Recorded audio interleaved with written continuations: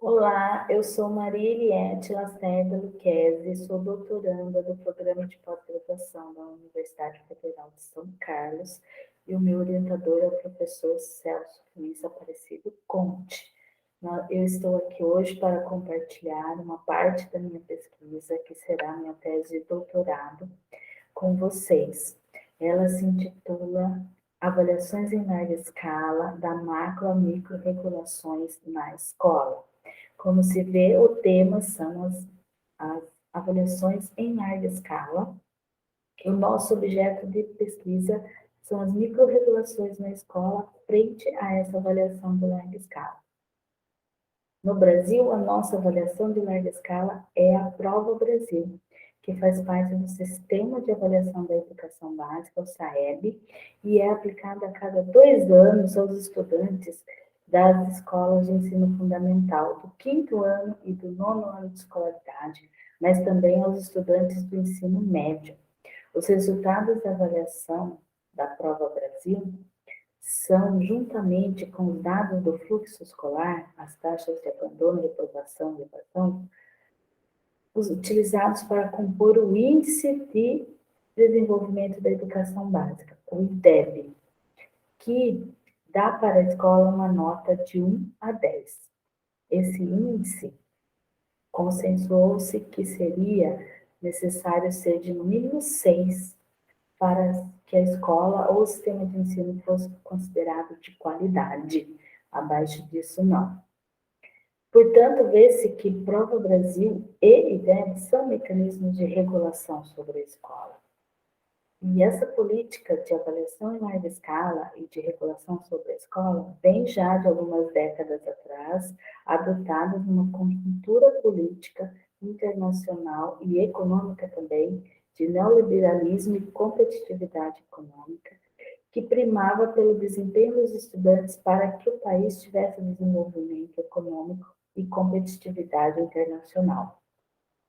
Essas questões trazem para a escola e para o campo da educação algumas questões do campo econômico, como a performatividade, o gerencialismo, que Boll classifica como mecanismos de busca por eficácia, eficiência, produtividade, custo-benefício, que incutem nas pessoas e nos trabalhadores, nos profissionais da educação, a responsabilização pelos resultados da instituição.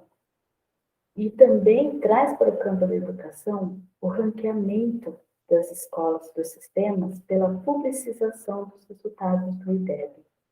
Também incentiva a competitividade entre as escolas. Os pais começam a procurar outras escolas para seus filhos através dessa nota.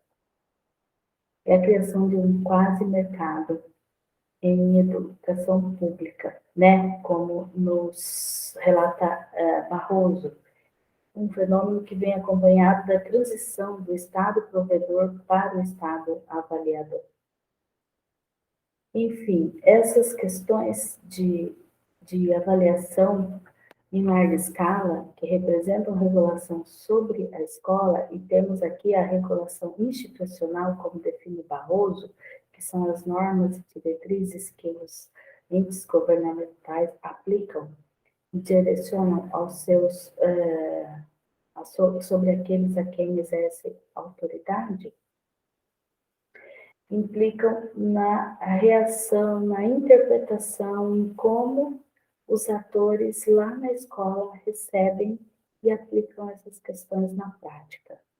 Simplesmente, eles não só recebem e aplicam, mas eles interagem com essas regulações, eles traduzem essas políticas e produzem suas próprias regulações, que nós chamamos de micro-regulações.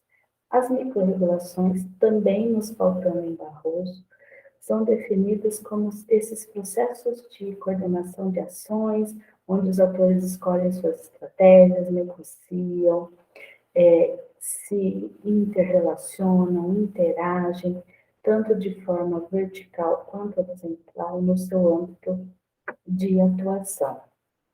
E por isso a nossa pesquisa tem o objetivo de analisar essas micro-regulações produzidas na escola frente à avaliação em larga escala, para compreender se seus efeitos condizem ou não com os objetivos da Prova Brasil.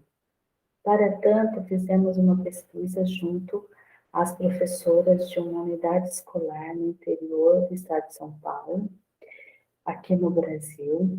Foram entrevistadas 9 professoras, todas mulheres, por isso trataremos aqui como professoras, e membros da gestão escolar.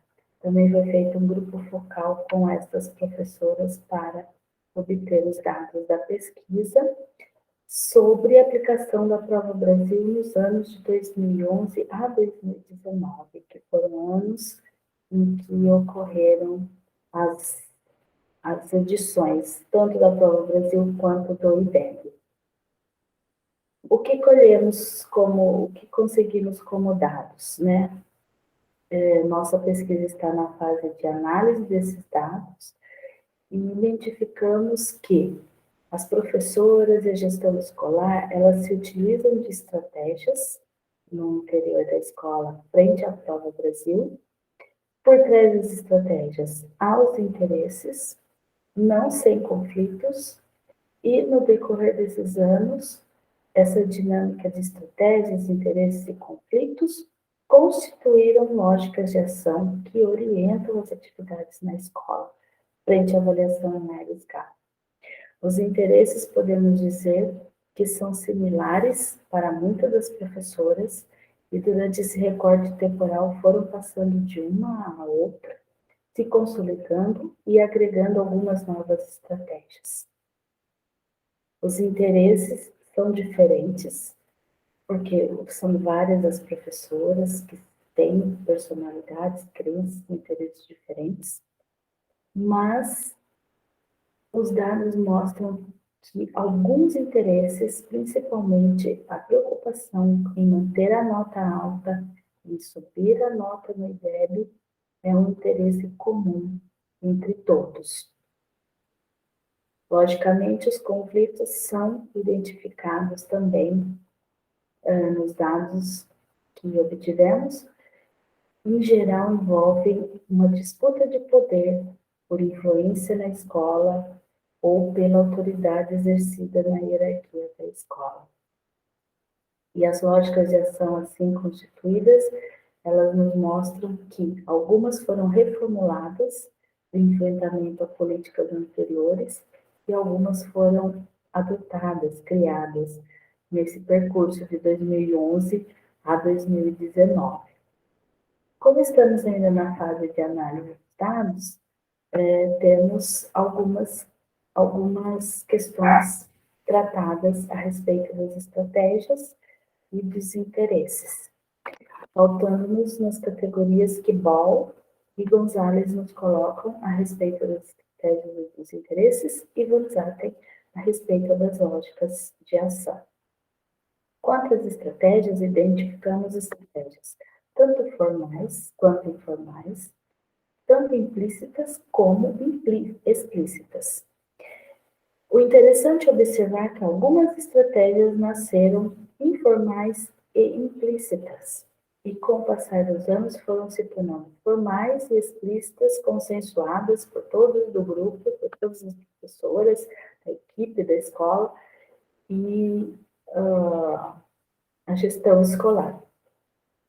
Algumas nasceram implícitas e informais e continuam assim até hoje, principalmente quando se referem a algumas questões delicadas do cotidiano escolar, como os estudantes com muita dificuldade no dia de realização da prova, quanto à interação entre as professoras mais experientes e menos experientes, no ano de escolaridade em que será aplicada a Prova Brasil, e quanto às movimentações estratégicas que ocorrem entre os grupos, entre as professoras e a gestão, como a persuasão, como a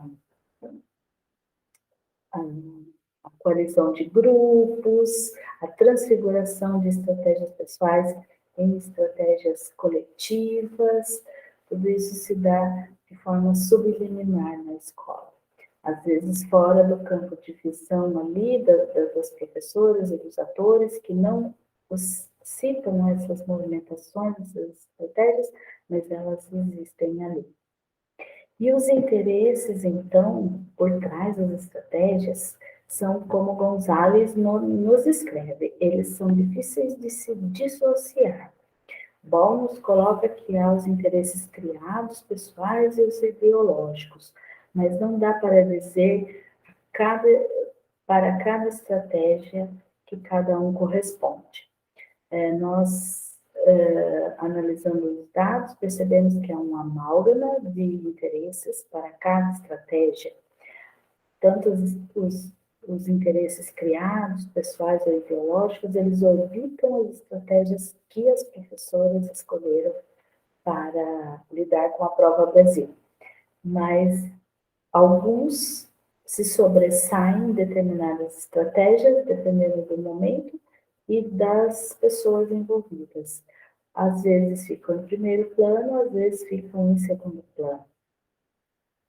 Os interesses ideológicos, especialmente, nos chamam a atenção, porque Ball nos coloca que na escola grandes questões, e grande parte das questões são ideológicas, como currículo, avaliação, métodos de ensino, relação professor-aluno, porém ele diz que nem tudo na escola é uma questão de interesses ideológicos.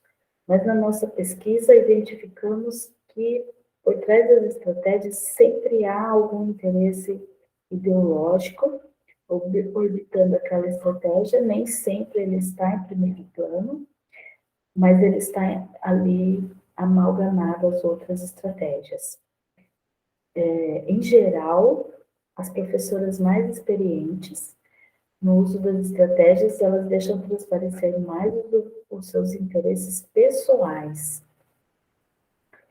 E as professoras mais novas que chegam na equipe com menos experiências, elas deixam transparecer mais os interesses ideológicos no uso dessas estratégias. No entanto, de uma forma ou de outra, eles estão ali presentes.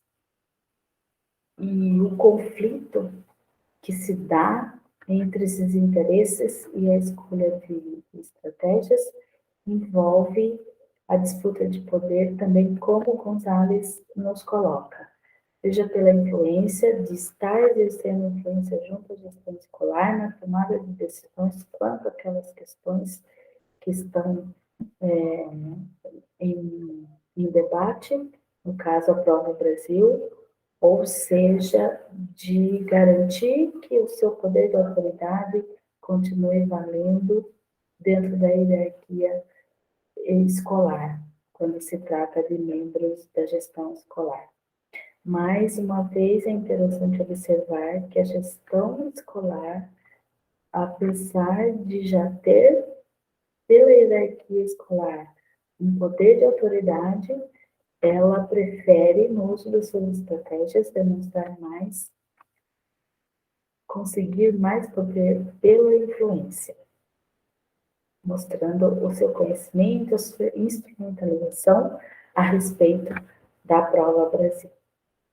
As lógicas de ação, a priori, podemos perceber que elas são muito marcadas pelo contexto externo das regulações institucionais, mas elas podem ser identificadas como novas, criadas diante da avaliação em larga escala ou reformuladas de outros tempos e outras políticas em que foram utilizadas. Como ainda estamos em fase de análise, ainda há algumas questões a serem discutidas, mas para nosso recorte é o que trazemos aqui hoje. E o seminário foi uma grande oportunidade para expormos a nossa pesquisa que está em andamento ainda. Agradeço a oportunidade. Um abraço a todos.